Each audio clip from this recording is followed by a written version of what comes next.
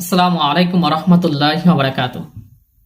সুপ্রিয় দর্শক, আজ আমি ক্যামেরার সামনে আপনাদের কাছে কোনো রিকোয়েস্ট করার জন্য আসিনি। আজ আমি এখানে এসেছি ভারাক্রান্ত হৃদয় নিয়ে আপনাদের কাছে একটি মাত্র অভিযোগ করার জন্য। আপনাদের ভিতরে প্রশ্ন জাগতে পারে, কিসের অভিযোগ, কার বিরুদ্ধেই বা অভিযোগ? আসলে আমার অভিযোগটা হচ্ছে রাষ্ট্রের বিরুদ্ধে। কেন রাষ্ট্রের বিরুদ্ধে অভিযোগ? কারণ আমি মনে করি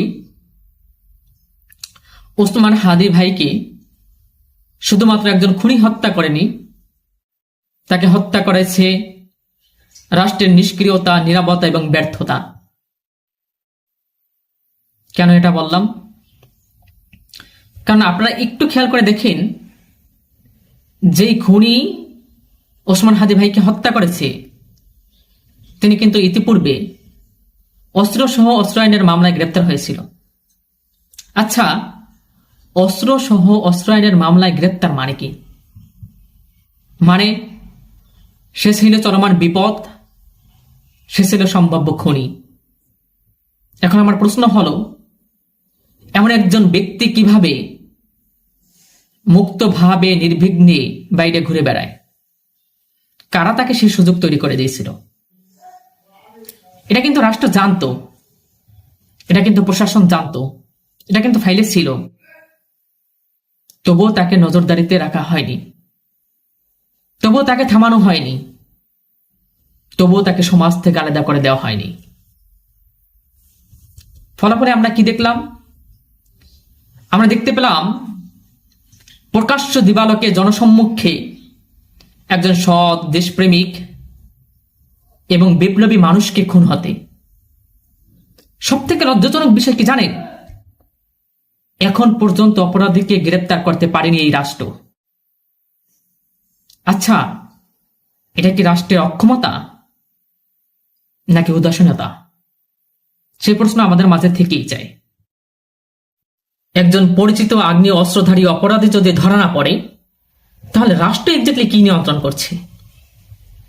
প্রতিদিন সে বাইরে থেকে রাষ্ট্র ক্ষমতাকে চ্যালেঞ্জ করে যাচ্ছে, আইনের মুখে থুতু ছিটাচ্ছে, আর জনগণকে দেখিয়ে দিচ্ছে আমি কখনোই ধরা পড়ব না।